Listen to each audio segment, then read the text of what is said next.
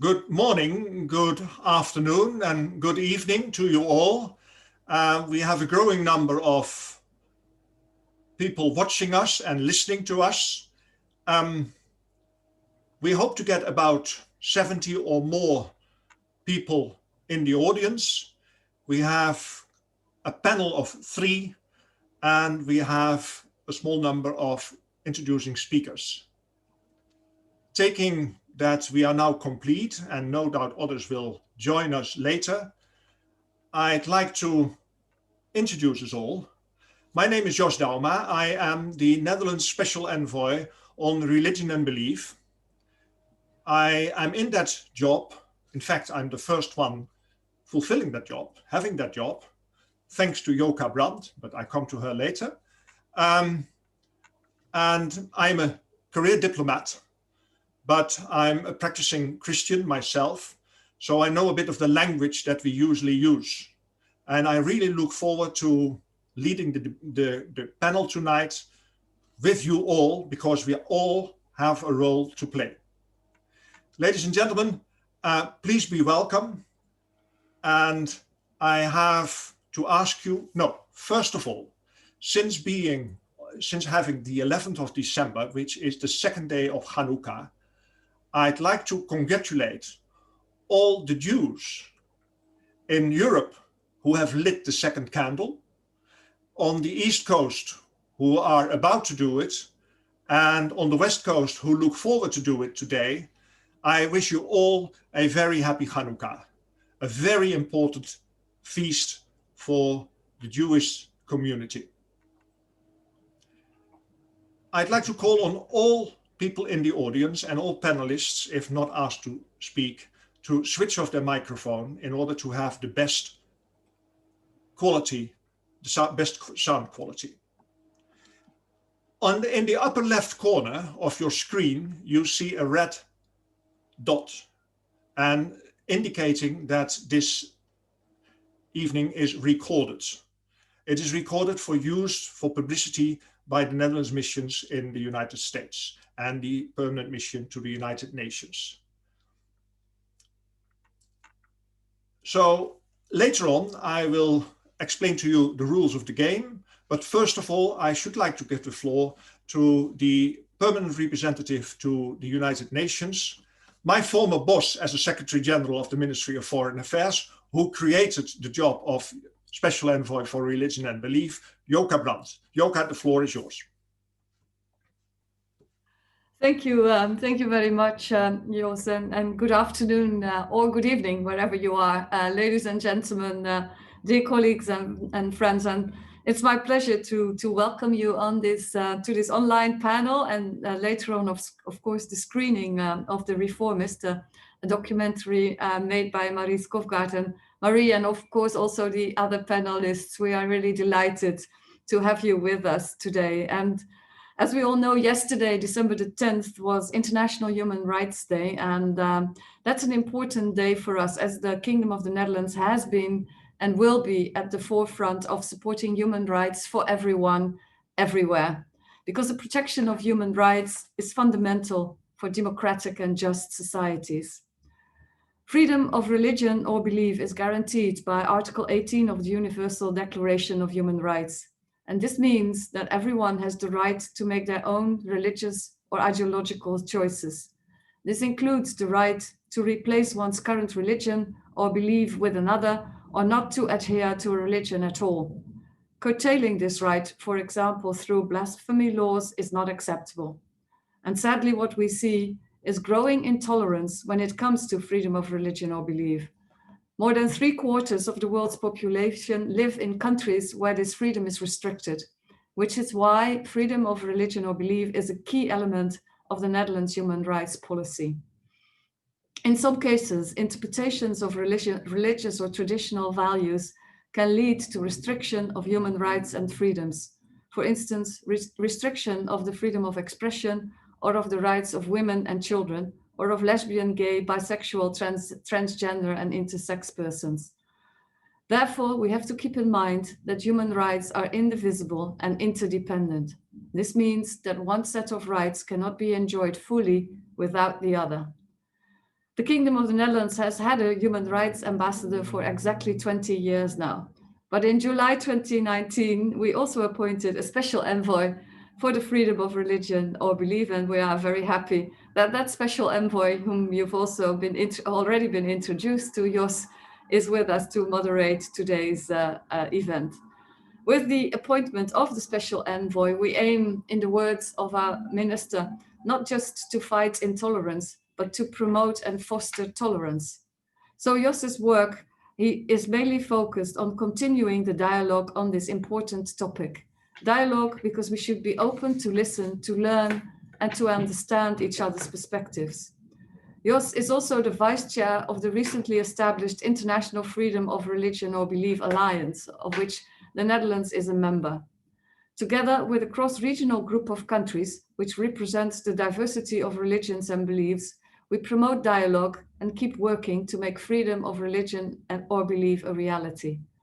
In this spirit of inclusion, last year, when the Kingdom of the Netherlands hosted the 7th conference of the Istanbul process, we invited not only religious and political leaders, but a broader representation of civil society as well. So we could hear the voices of all involved, especially female leaders, which brings me to the powerful lineup of today's all-female panel. We need society in all its diversity to come together and work for human rights, including the right to religion or belief. And I'm confident that today's panel discussion and the screening of Marie's wonderful documentary will help us to deepen and strengthen the dialogue. I'm looking forward to listening to our panelists, to the questions from the audience, and of course, to watching the documentary. And I'm sure you do too. A big thank you to all of you. Thank you, Yoka. Thank you very much for your kind words. And in fact, introducing the theme and also the dilemmas that we face tonight. I'd now like to introduce the panelists to you, and if your screen is about the same as mine, you see all the panelists and Eva, the core of the project, in your upper bar in the screen. I'd like to introduce Marie Skovgaard, the director of the movie. She is known for her commitment to minorities and equality. And those are themes already consistent in the earlier projects that she had been involved in. TV series like The Children on the Run and the digital project Stereotypes, as well as they are present in The Reformist. Additionally, Marie Skovgaard has co-directed the virtual reality experience Afripedia and has made films in Syria. So thank you very much for joining us, Marie Skovgaard. I look forward to having you in our panel and having a discussion with you. Thank you so much for the invitation. I'd like to come back to you later. Thank you very much. Then we have Tahara Akmal. And I'm very glad, Tahara, that we reached you in Washington, but you are, as Ani is, a universal person because your CV, in fact, covers the entire United States and lots of religions. You serve as a clinical pastoral education manager and a chaplain at MedStar Washington Hospital Center in Washington. You are board certified chaplain with the Association of Professional Chaplains and an Association for Clinical Pastoral Education certified educator. You are also a visiting faculty member at Bayan at Chicago Theological Seminary, where you teach in the Islamic chaplainship program, and you are an adjunct professor at Moravian Theological Seminar in Bethlehem in Pennsylvania, teaching in the chaplaincy program. Welcome on the program and welcome in the panel. I did not use the word Imam, but you cover so many religions in your chaplaincy, and your job is, to me, so near being an Imam that no doubt we will have a very interesting discussion. Thank you. And then Ani Zonneveld. Ani Zonneveld is a very special lady to me because She's a singer. She is an Imam.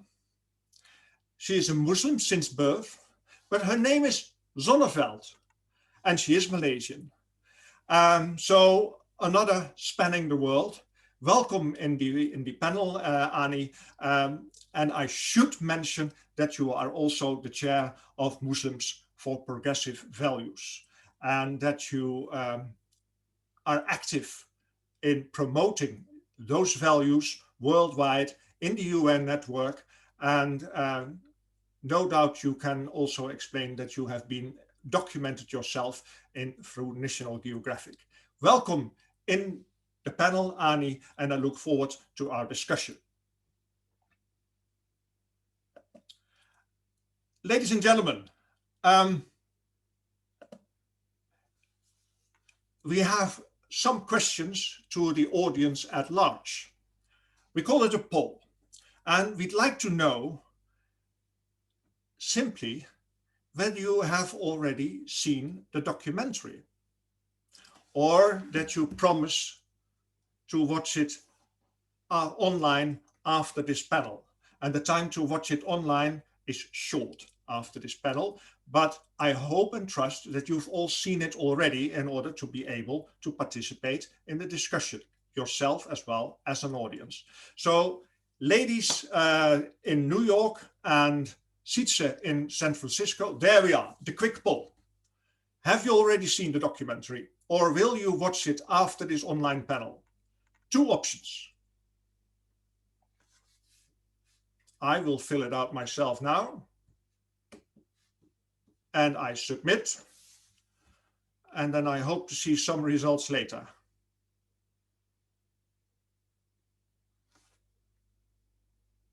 Oh dear, oh dear, oh dear. There is an apparent need to show the trailer. The trailer as a teaser. So, San Francisco, I look forward to watching the trailer.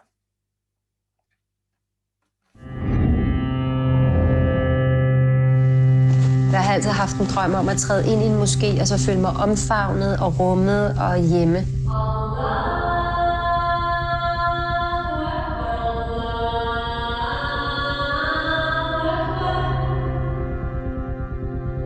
Kvinder er nødt til at tage titlen, fordi vi får den ikke foræret nogensinde. Hvordan har du det med, at jeg har åbnet en moské med kvindelige imam? Det er pragtfuldt, synes jeg. Men når man går så langt at lave en ny islam, det virkelig etablerer vrede, fordi ingen vil acceptere den der her. Du kommer med et bevis fra Koran, så fuldstændig manipulerer det, fordrejer det til din egen fordel. På profetens tid, der var kvinder ligestillet med mænd. Hvorfor er det gået så galt? Det er et forsøg på at gå tilbage til kilderne. Ja, det er der, hvor jeg vil være uenig. Ikke tilbage til kilderne. Og når jeg taler... Misforstår kilder. Det tror jeg simpelthen ikke på. Nej, det tror jeg ikke på.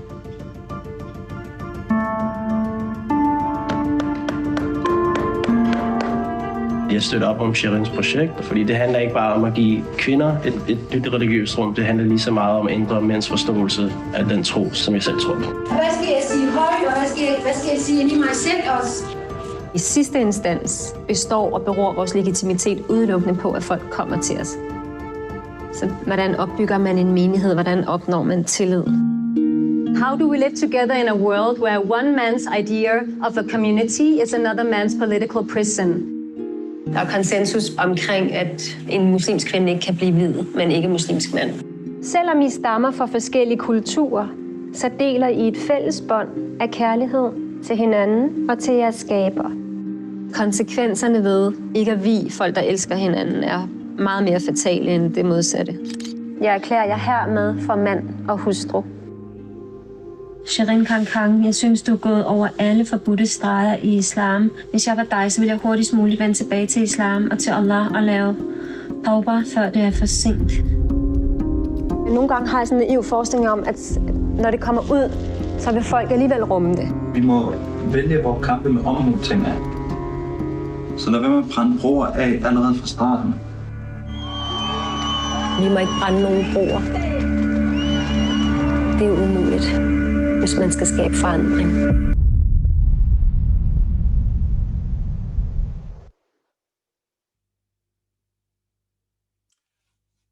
Thank you very much.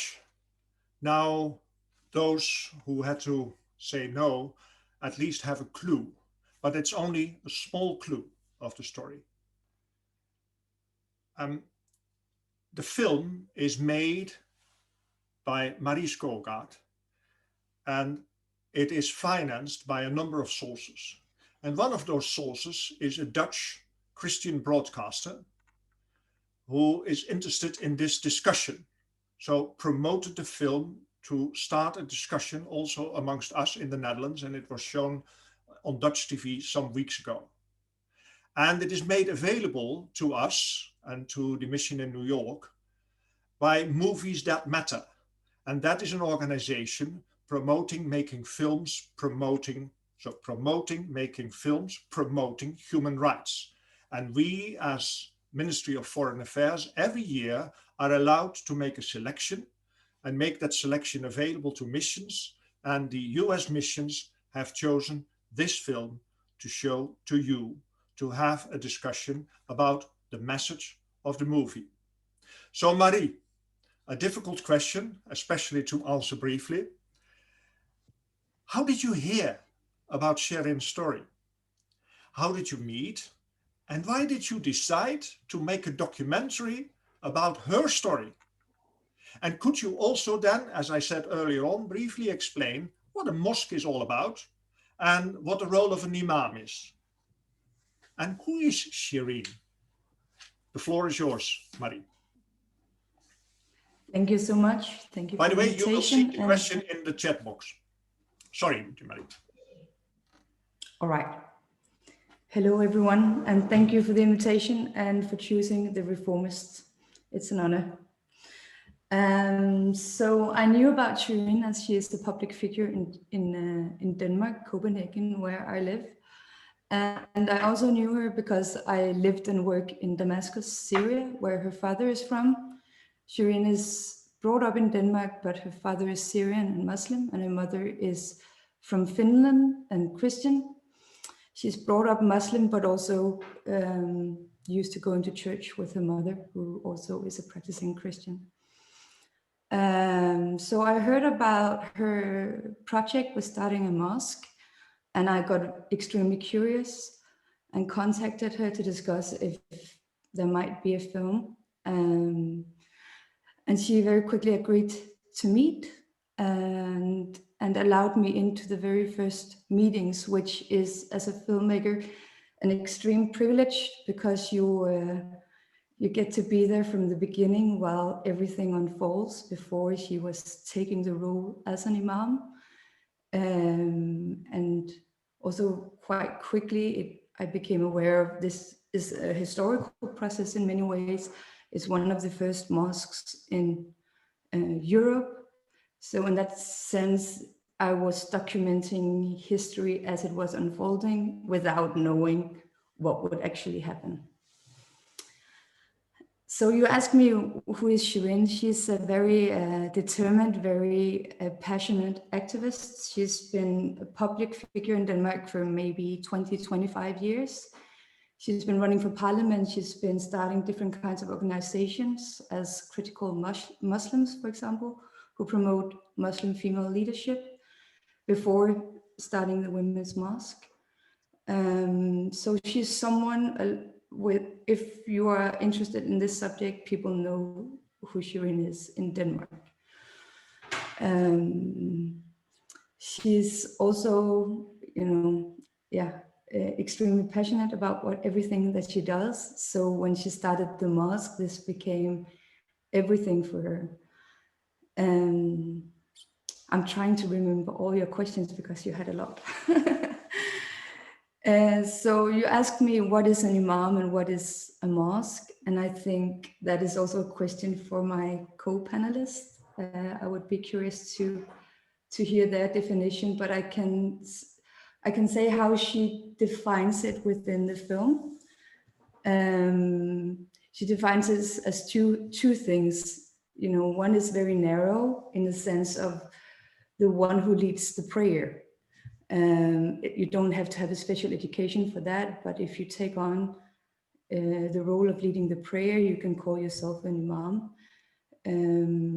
And in a broader sense, it's the one who leads a community, and that's where it becomes a little bit more a challenge, because starting a community from scratch, from nothing, was a lot more tricky than what you would expect. Very quickly, there was a small group around Shirin who also agreed on starting this mosque on these values, and there was a lot of energy around it. But it also became they very quickly became aware that it was a huge task to take on. The discussion in the media became very violent very quickly. And there was a lot of practicalities, because they're all voluntarily doing this and there is no funding. So there's all the practicalities of finding the space and educating the imams and finding out how to do this. So they were first timers at everything. But again, as a filmmaker, that's quite wonderful to be part of a process where everybody has to learn as they go. And you have to help me with the other questions if I didn't answer all of your questions. This was already quite a lot. Thank you very much for that.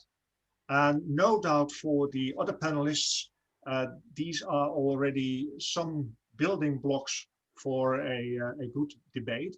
And that's why I now have my next question to Tahara. What did you think about the film? In what way do women play a role in the mosque you attend? Tahara. Thank you, Jos. And again, thank you for the invitation to have this conversation today. I found some parallels with Shireen. I was born and raised in a family where my father was a Muslim and my mother was Baptist. So growing up, we celebrated the Christian holidays and we celebrated the Islamic holidays. The funny thing is I never saw my parents argue or dispute over whose faith is right or wrong. We lived in this home where both were celebrated and respected. So that was my upbringing. So later in life, when I started pursuing a career, I only knew of one woman who was in a leadership position as a chaplain.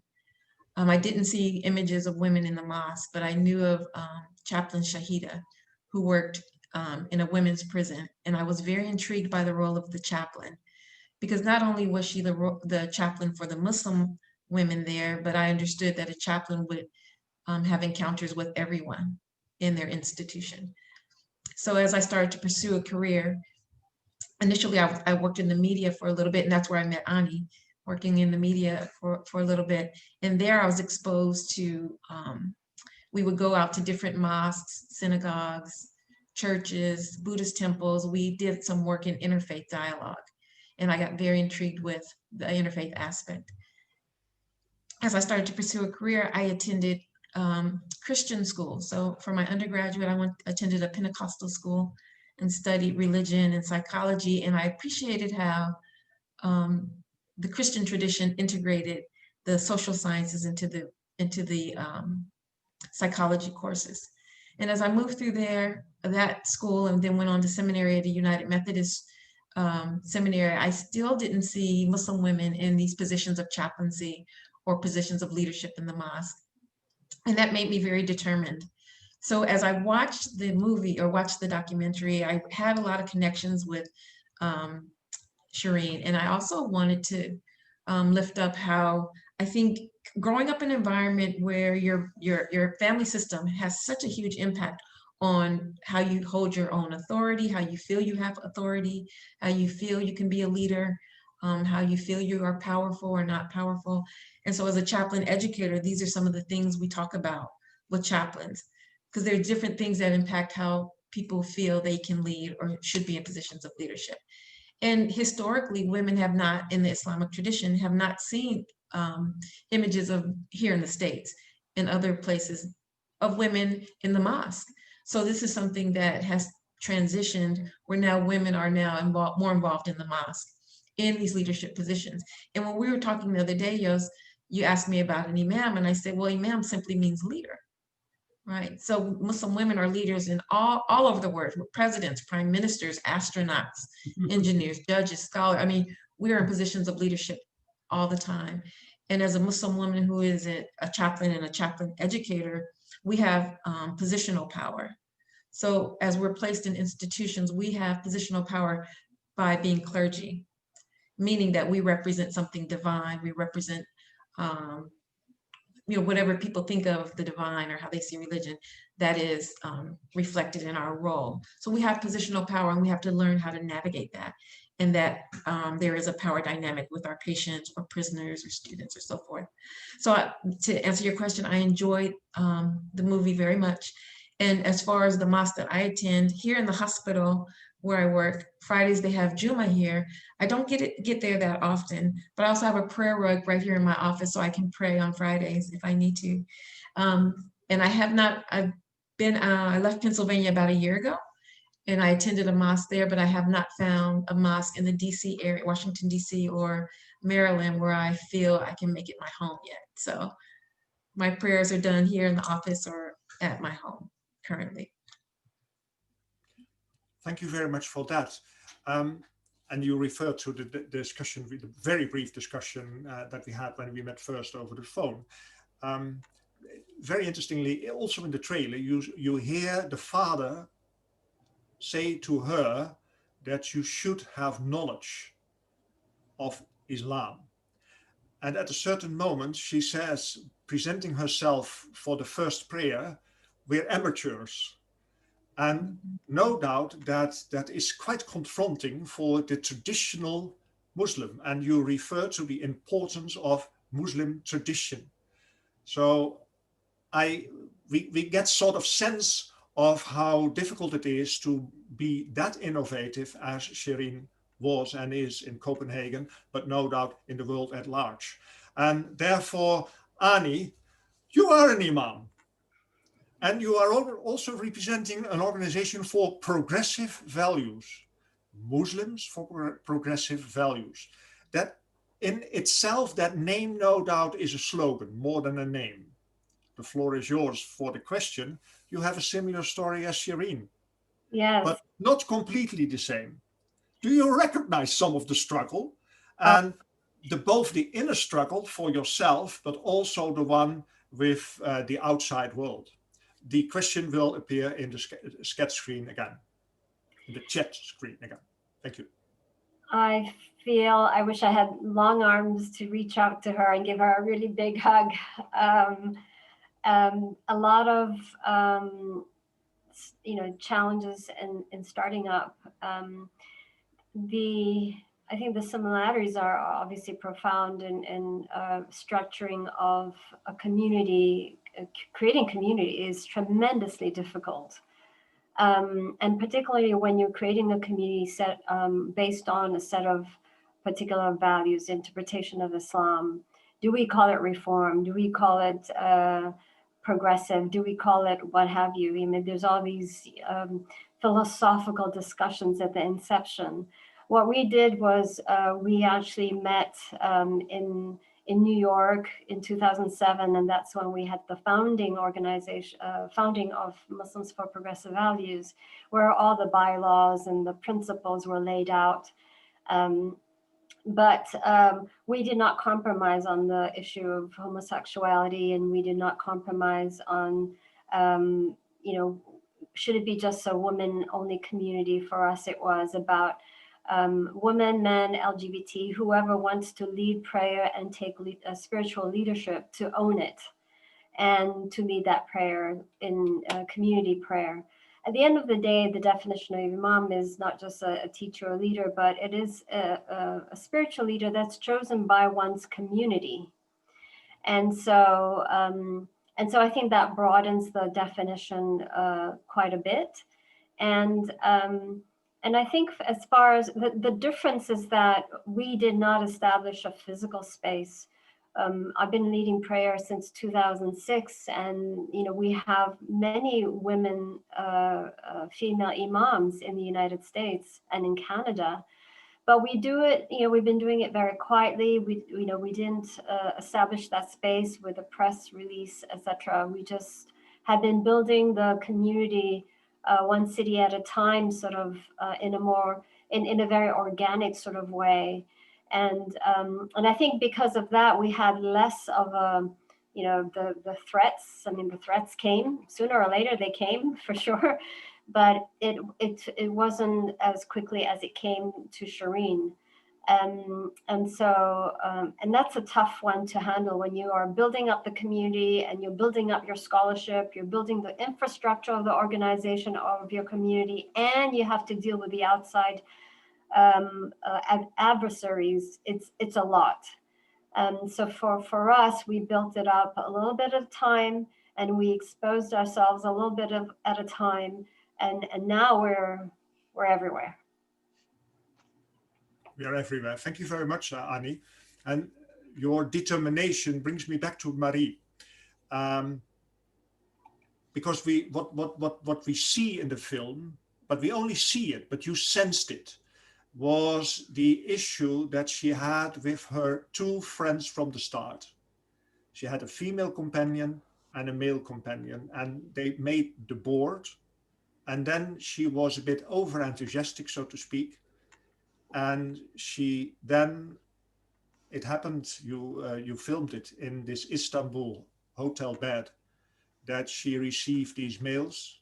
She received calls when in Istanbul and elsewhere, because she went too far. How was it to witness that all? What sort of development did you see? The question, as you find it in the chat box, is what was it to follow Shireen for quite some time and see her develop her plans and also the vision for the mosque? But I now rephrased it, I tweaked it to the confrontation that she sensed. Marie. Yes, I followed Shireen for almost 4 years. And it was, sometimes a lot of things were happening at the same time, and there were also quite, more slow parts of the whole process of creating the community and starting the mosque. And when you compress that into one film, of course, it becomes a lot more dramatic than the 4 years in itself. That's obvious. But for me, the scene you're talking about is about interfaith marriages. And right from the beginning, that was something that they discussed. Is this going to be a possibility? Because they knew that there were really a quest for this within that community. And they also knew that they stood on different points. And they allowed for them to have different opinions about this, and thought that is actually wonderful that we have, that we can still create this together with disagreements on certain subjects. We all agree on female leadership, but there are certain other subjects within our organization that we don't have to agree on. But as it all processed, it became more and more of a problem that they didn't agree on some of the more core subjects, which became the interfaith marriages. And for me, it also becomes the subject of how to create change. If you really want to create change, and if you want to see it within your own lifetime, and Shireen is a quite impatient character. She really needs to be open and public and loud about what she's doing. She didn't have the patience to wait till everyone else were ready. She was, it was her initiative, and she was the one who stood in front, because none of the other were very keen on being in public and standing in front. It's not because she really wanted to stand in front. It was actually because the other ones didn't want to stand in front. So she had to stand there alone. And at the same time, it was difficult for her to stand there without, or to be sincere about what she believed in. So the actual scene you're talking about, she spoke openly about her believing in interfaith marriages and the arguments for that. And that became a time where the group started to divide. And I think that's also quite natural in many ways. I've documented other activist processes that in the beginning you are all agreeing on the bigger goal, and as soon as you start working together and it becomes more tough and the energy starts to fade, you kind of slowly find out that all these small disagreements grow bigger, and maybe there has to be more fractions within the movement. So that's what happens. Thank you very much, Marie. It's noticeable that it still touches you, the entire development. But your story and the way you tell it also answers the question that I got from Fatima Thompson: what is too far? The too far was for her companions, who simply saw her take too much distance from them being more mainstream. So this is an issue in leadership. Thank you very much for that. Leadership, Imam. So now I come with my next questions to both Ani and Tahara. The role of women in Islam is often debated, and Tahara already referred to it a number of times in her introduction. You might say that it is quite often misunderstood, but that's, of course, a judgment. Culture has a lot of influence on how traditions are passed on and interpreted, and the word tradition we heard a lot. In your opinion, Ani and Tahara, what are some key passages or lessons from the Quran which describe the role of women in Islam best? Ani, you're the Imam, so you take the lead and then the chaplain follows. First, I want to give a note here that Fatima Thompson was one of our earlier imams that helped lead the Washington, D.C. chapter. And so nice to see you here, Fatima.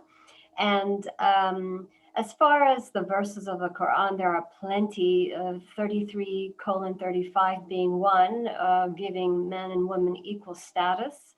I don't want to have to read it, but there are plenty of examples in the Quran about the role of women, the rights of women to work outside the home, to education, to earn a living, to keep that living for herself, the right to divorce. I mean, there are so many rights that have been given to us 14 years ago, and the role of women, and yet we are still fighting for it 1400 years later. It's just appalling. And so I'll just keep that short, but I want to touch a little bit on the interfaith aspect. Are we going back to that, Jos, or shall I just stop for now and let Tahara continue? Okay. So I think that, so I'm in an interfaith marriage, obviously, with Zonneveld is the last name, that he's a Dutchman. And, but I grew up in Europe for some years in my earlier years. And so I grew up with the musical and cultural, we had that in common. So for example, like Heintje, I know Heintje is, and he does, of course. So we have some cultural connections, even though we come from very different worlds. So I think that what makes interfaith marriages work too is not just the common values that you have, but what are the common cultural, common denominators that you have growing up that have shaped your character and have shaped your values. So it's not just about religion, because religion is influenced by culture anyway. So how, for example, freedom of religion belief includes the freedom of conscience and critical thinking. That is part of being part of the Istanbul process and all that. But so I think as a Muslim woman, having within the context of the UN, within the context of Article 18, as Yoka was in her opening remarks, I think it's really important that we also highlight this issue, how freedom of conscience in the context of FORB is the fundamentals that have allowed us, me in particular as a Muslim woman speaking for myself, to be able to reinterpret Islam, not just in a human rights context, but also from the context of Article 18, but also from the context of faith, how the Quran gives me the critical, the right to critical thinking. And for anyone to say that you have to stick to tradition, well, hang on a second, what is tradition? Because there is no one way of looking at Islam. Because if not, the Sharia law in the Muslim world will all be the same and consistent, and it is not. And so there's a strong theological pushback that for us in the progressive movement and the theologians that have been working in this field have developed enough body, not just in the contemporary theology, but also going back centuries of traditions that we are able to take and dust off. And the best example pushback to any of those who would insist that imams, the role of imam and religious leadership is exclusively for straight men, I would say, well, the first female imama was appointed by Prophet Muhammad. Can I get an amen? Okay, Tahara, you gave the amen, but no doubt you also have some comments. Yeah, so Ani just went through many scriptures that elevate or describe the role of women, but I think there's a rub for me when I hear what is the role of women in Islam, just that question about the role as if there's something specific, and that to me, brings up this inequality. So, who are women, or what does Quran say about human beings, or, how does the Quran tell people to live, or tell Muslims to live your lives and to be seeking justice and to not oppress and to be kind and all that. So that's where my mind goes. And I also go to where Ani talked about critical thinking throughout the Quran. And I have a couple of verses here from one of my documents, but verses that invite us to critical thinking. So verses that say, this is for those who use their minds, for people who listen, for people who use their reason, for those who think. Will you not use your reason? For those who have eyes to see, for those who will use their reason. So the Quran is inviting the reader to use your critical thinking, right? I connected with Ani as soon as she said that, but there's so many, I'm not going to read all of them, but when I was growing up, one of the things my father taught me, he said to her, you don't have to, beat people over the head with scriptures and laws. Live the life of the Quran. Live your life as a Muslim who is kind and compassionate and cares for others, and have a strong human rights, service to humanity vein, where you're going out and looking how you can serve. So I learned that from my family of origin. And I learned also about the Bible and Hebrew scripture from my mother. I learned about the beauty of Christianity through who my mother was and how she loved us and cared about us. So when I got into chaplaincy, one of the things you have to do is you have to have a theological foundation for your work. I remember one of my professors in seminary said, what is the theological foundation for your ministry? Whether you're a chaplain, parish ministry, you're an imam, you're a missionary work, what do you stand upon? And he said it should be something that fits on a 3x5 card. It's like an elevator speech. You know what you know, what you know. And I remember I wrote on my 3x5 the verse about how Allah has created us different. Like he's given us, or the divine, he, she, how you see it. The divine has given us different roads and paths, and that we weren't all supposed to be the same. How the Quran talks about we've been created with different languages and colors. And one that was very profound for me is a verse in the Quran that says, call upon the divine by whichever name you choose, for the divine has the most beautiful names. Because people would ask me, do you have a conflict when you're a chaplain and you go see one who might call on God as Yahweh or Abba Father or Jesus? Do you have a conflict? And I said, no, because my theological foundation is that the divine says, call upon me by whichever name. So I think what happens culturally is there's this mixture of culture and religion, and people interpret Muslims and maybe behaviors or understandings of the religion, and sometimes it's just culture. And I think that's where stereotypical images and understandings of the faith and women and who we are as Muslim women, it gets confusing. Thank you very much, Tahara, for your very convincing story. But whether it is convincing to us all now comes to be judged. I saw some nodding in my screen just below your icon, and that was Matthew Wright nodding in the latter part of your answer for quite some time.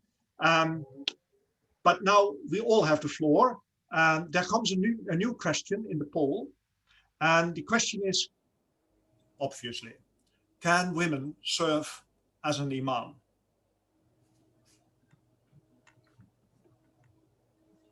I filled in. First I did no, because that was the upper one, but I should fill out the lower one. My opinion, yes, I believe. And then submit. And then let's see. So the lower bar is red again, but now the outcome is positive. And there is a slight minority, 4%, saying no. That makes me curious. And I will start the plenary discussion with a quote from the New York staff. They quoted a Dutch proverb that translates into, if two beliefs sleep on one pillow, the devil will sleep in between them. So who wants to take the floor to challenge either the proverb or any of the ladies or me or the question? I don't see anyone yet. If you have any questions for the panelists, is written in the chat. Please leave them in the chat. Not yet, but no doubt one question will come.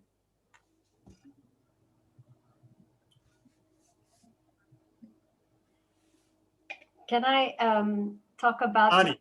the interfaith question about the marriage while we're waiting for a question from the audience? Is that okay? You have a new opinion about it? Yeah, I mean, sometimes the devil is the families themselves who try to, sorry to say, because you have, you know, one side of the family is so traditional, so conservative, and they insist on the grandchildren being raised in a certain way, and they want the non-Muslim partner to convert, and you know, there's all this. You know, I by default I've had to counsel the couples that we marry as well, that I marry, and some of similar stories from what Shireen was experiencing and shared in her documentary. I think that sometimes it's the families that are the ones that try to get in between the marriage, and so you know, I have to counsel them on how to overcome that. So just putting it out there. But that is the impersonation of the devil then in the family. Yeah? Of course. Okay. We have a question, and no surprise. It's Fatima again. And she says, what recourse has a Muslim, male or female, when their rights are curtailed by other Muslims? Ladies, do you have an opinion? You see it in the chat box. Fatima, if you want to elaborate on it, please feel free. But I no doubt Ani and Tahara already have an answer to that.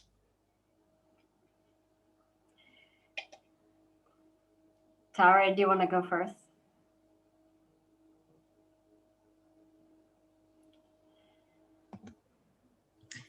Can you repeat the question, please? What recourse has a Muslim, whatever, male or female, when their rights are curtailed by other Muslims? So she assumes that you have rights. They will be curtailed by other Muslims. So what then is your recourse? Well, what I'm thinking of, because depending on the rights, but what I'm thinking of is, for example, when I was training to be a chaplain, there were Muslims who told me, what are you doing? You don't have the right. You should not be a chaplain. That's not your role. So what I did for myself is I found community. I think we talked about community briefly. I found community that was supportive for what I was doing. Whether they were another Imam, whether it was family members, but I was fine. And again, going back to getting my own knowledge and finding support, because support is very important. Not to feel alone or not feel like you have community. Every chapter of the Quran except one starts in the name of God, the most gracious, the most merciful. And that root word also is related to community and the womb of the mother. Sayyid Hussein Nasser talks about how all of humanity comes through a woman and issues out of this womb of compassion and into community. So we have a responsibility as a community to support each other. So if I feel like I am not being supported, then I have every right to find community for myself and support for myself. And for me, when I was trying to find my way as a Muslim woman in leadership and clergy, and there was no one in front of me training to be an educator, I actually found community and support within my non-Muslim chaplains and colleagues. So I found a community for myself to be supportive. I found knowledge for myself. I studied and, found places where I could be, have a voice and be heard and feel like I had a lot of support. May I ask you to elaborate a little before I give the floor to Ani, because I see it popping up in the chat box, so to speak. I get a sort of an impression. It is the value of the Muslim values today in this era. You referred to community. In your first answer, you used the word collective. So what is the right of the individual to decide for him herself based on Quran, Hadith, tradition? Right. Is there scope? Is there room for maneuver? And I think it's going to be different for everyone. Working in a hospital, I work with a lot of Muslim families who are trying to make very sensitive decisions about their healthcare or maybe end of life care. And they want to do what they feel is congruent with their faith tradition. And they also want to do what they feel is the right thing to do. So I think it's going to be different depending on the situation. I think it's going to be different depending on the family or the person and their understanding. One of the things that we do here, and what's different, we found when there was a study out of Boston University looking at imams and looking at chaplains. And when I teach imams in seminary, what I'm hearing from them is they have the religious knowledge and they have a lot of training in hadith and the Quranic scripture. And what we were finding is when it comes over to maybe social sciences, grief and loss, bereavement, those things that people as humans, we struggle with. I may be a very devout Muslim, but God forbid I lose my child, I'm going to grieve. I'm going to maybe be tearful and maybe I'm going to be angry at God, so finding a balance between our humanism, standing strong in our faith, but finding support when we just need some support. We need community. We need help. I think that's part of justice. I think that's part of one of the verses from the Quran says oppression, and oppression to me can be physical, spiritual, emotional oppression. That is worse than death. So part of our role in humanity is to uplift people, support people, even if you disagree. Even if we disagree, we have a right to be kind and be supportive and be compassionate. So I don't know. I hope I'm answering that. I don't know if I'm fully answering. Thank you very much. Quite some clues for Ani to elaborate on or to oppose. Yeah. So the problem is that we have been raised with this mindset, women and men and everyone in between, that it is the man that has the religious authority. No matter how educated one can be or how expert of a chaplain Tahara is, no matter how religious you are or how covered up you are, you will never be spiritual equal to men. This is what the problem is. And the problem is too, is that the religious scholars of Islam have done a terrible job of actually teaching the real Islam. They know what it is, but they are not willing to stick their neck out to actually teach the real Islam. So that's why the idea of what Islam is by Muslims themselves is so convoluted and so twisted that, of course, you know, what do you expect from non-Muslims? They're going to understand the same twisted and convoluted understanding of Islam too. So until Muslims themselves and our religious leaders teach the real deal, the real egalitarian interpretations of Islam, and away from the medieval, the tradition of the last few hundred years, 700 years or whatever, as far as I'm concerned, the real Islam was buried when they buried Prophet Muhammad. And after that, it went back to the tribalism and to the idea of women as property and the misogynistic theology that we have been taught all these centuries. And so all of that needs to go. And so the idea that a woman cannot stand in front of a man because of this, her inferiority, spiritual inferiority, this is actually a psychological issue too. When the Quran is translated as Allah as a he, this is also the manifestation of the male God, etc., etc. And this is similar to Christianity in that context, right? So it is so hard to unshackle that culture and language, centuries of it, from the values, the fundamental Quranic values, when we don't even have the English language, or how do we describe God in a non-gender way in English, right? It's a problem. That's what we have experts for. And you've been referring to experts and to leaders, but you've also warned us that we should not understand that leaders always are men and the other way around. Thank you very much for that. I had one, do you allow us a few more minutes, San Francisco? I found one, yeah. I trust that Steve's question has been answered, whether the biggest obstacle to women in leadership in Islam might be more cultural than Islamic. And then yes, one closing question, so to speak, that I find on my screen here. How can we better work together with all religious organizations to promote human rights in a broad sense? The two ladies, and then I'd like to close the floor. I haven't seen new questions. No, I will come back to the chat box later. This time, Ani first. Working together as different religions for the betterment of human rights. Well, you know, I work at the United Nations religiously and best manner that I can.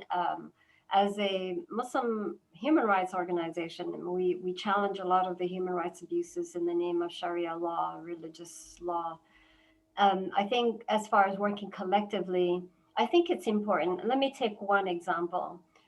When you have a case of child marriage in Pakistan, you know, it happens often enough, and there's always the work that needs to be done, and a lot of times within the Muslim communities and the human rights organizations.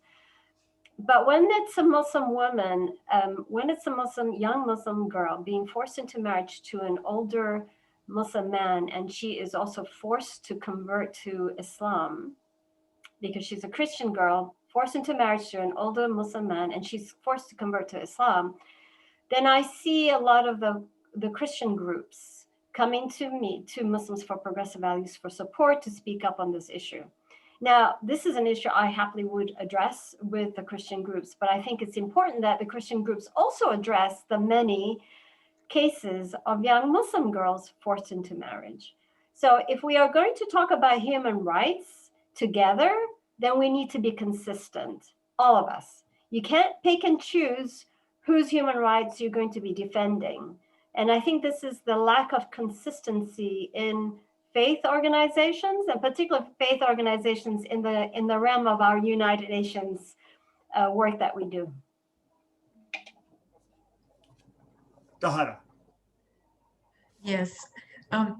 Here in the United States, interfaith dialogue and collaboration has been going on for quite some time, and I've been involved in that here and internationally.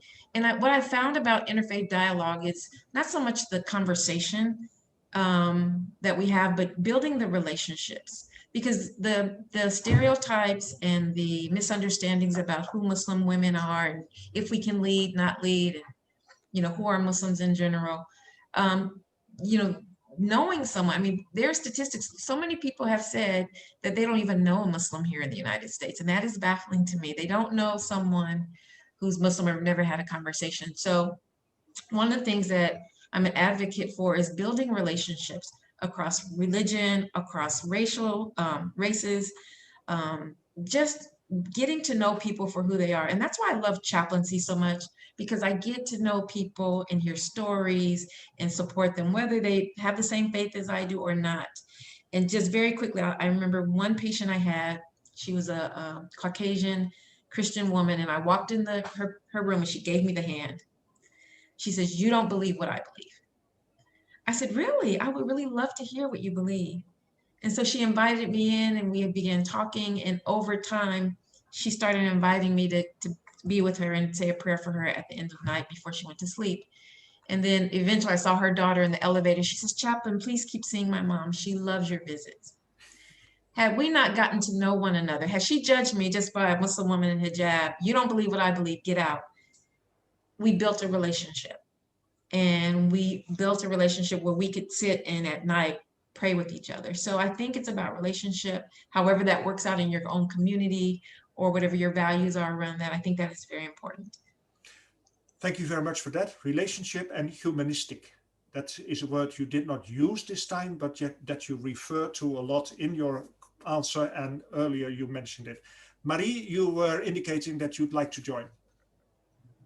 Yes, thank you for the beautiful story, Tahara. I just want to add that before COVID-19, we were able to travel with the film, Shireen and I, and we traveled many, many places. But one story comes to my mind when you tell the story, Tahara, was a screening in Poland with a lot of Catholic women.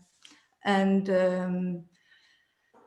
overall, you know, screening the film, it's very much been about these conversations that continued for hours after the films, hours after the panel discussions, etc., one-on-one or in groups, etc. And they kept growing longer, longer, longer, because these relationships were suddenly building. But what was really a story that for me stood out and I keep remembering was in Poland, because all the Catholic women identified with the film and really needed to speak to Shireen afterwards, talking about the divorce rights, marriage rights, child rights, etc. Because a lot of these women were fighting the same struggle. So they were not seeing it as something particularly Muslim. And for me, that was, there I really thought that we had come to a higher level than just talking about Islam or something a bit more narrow. Thank you very much for that, Marie. Before giving the floor to Dirk Janssen in San Francisco for the closing remarks, I'd like to refer you again to the chat box. You can save the chat by clicking in the lower right button, the lower right corner of the chat box, and then you can save it on your desktop and use it for reference later, which is also important because Samantha Shamim asked a very important question. Do you recommend any textbooks that describe how religious tradition influenced by culture is not necessarily the heart of the pure religion itself? Many people argue that progressive values are invalid on the basis that they contradict tradition. I enjoy reading works that refute this. And I noticed that you enjoyed that, Samantha, because I saw you nodding when Ani was speaking. But I trust that Ani and Tahara will also save the chats and then come back to Samantha.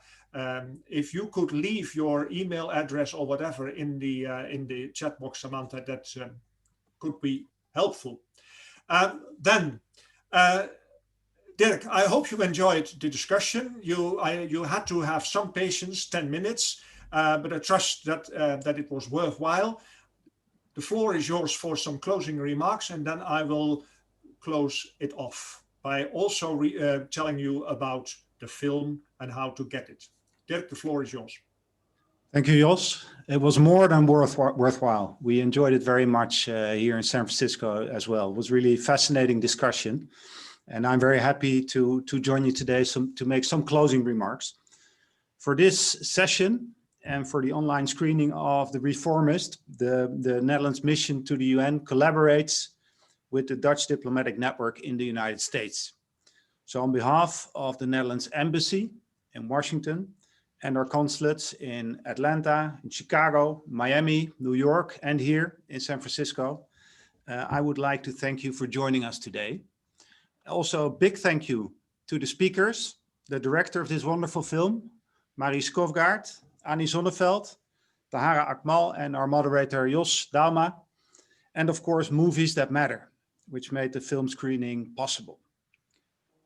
A 10-minute walk from here in the Herbst Theater in San Francisco, the Charter of the United Nations was signed 75 years ago this year. And the ambassador of the Kingdom of the Netherlands to the United States was one of the signers. And at this historic occasion, there were not only state officials and diplomats, but also representatives of women's organizations, unions, companies, and social cultural groups, all of whom were determined to make the world a better place for every man and woman after the devastation of the Second World War. Freedom and human rights continue to be a cornerstone of Dutch foreign relations, also in our bilateral relations with the United States. Our strong partnership with the US is based on our shared history, as well as these shared values. Both of our countries believe in tolerance, in freedom, and in human rights. And freedom of religion and belief is an essential part of that. But how do we apply those values in our own lives? I believe we should continue to ask ourselves this question. After all, if we aren't free to worship as we please, then are we truly free? The question answers itself. Daunting as this time is, with the fear of getting sick and stay-at-home orders, it also provides us with new opportunities to connect. This event, for example, would not have taken place if the Movies That Matter festival hadn't gone virtual. And we wouldn't have had this discussion with people on the East Coast, on the West Coast, in Denmark, in the Netherlands. So being posted in Silicon Valley, the capital of innovation, I really believe that our virtual life offers opportunities to broaden the discussion, also the discussion on freedom and human rights. It connects us to new ideas all over the world. And this is part of the silver lining. Again, thank you to the speakers and to everyone who joined. If you haven't watched The Reformist, you can do so until tomorrow. And I believe the login information can be found in the chat. So I hope to see you again for the next Movies That Matter. And I hope you have a great weekend. Back to you, Jos. Yeah, thank you very much, Dirk. Yes, you're right. You can find the login in the chat box. Your studio put it in some time ago. So then the discussion went on. Quite some people answered Samantha already and gave good suggestions for reading. So that I like very much that discussion and that help. When you scroll up to 11:34 in my time zone, so that is 7:34 in your time zone. 6:34 in New York. Then you find the link and the instructions. Careful. The film is available until tomorrow, but I was asked to tell you that the link will only be available for a few minutes. So be active, click on it, then you at least have the link to the film, and then you have 24 hours to watch the film. And that, in fact, oh, there it is again. Thank you very much. The film is available until December the 12th. Well, there is no information on how long the link is open, but hurry. But only after I have officially closed our panel. Thank you very much again. Dirk already said it, but I very much would like to thank Eva for organizing it all, getting us together, Tessa for supporting her and for coaching us, and Sietse for being the link in and getting us through the internet around the world. Thank you very much. Take home what we have discussed and learned, and I wish you all a very happy day, evening, night. Mariana, me, night. Sleep well for the Danes and the Dutch. Dank u wel. See you. Everyone. Thank you.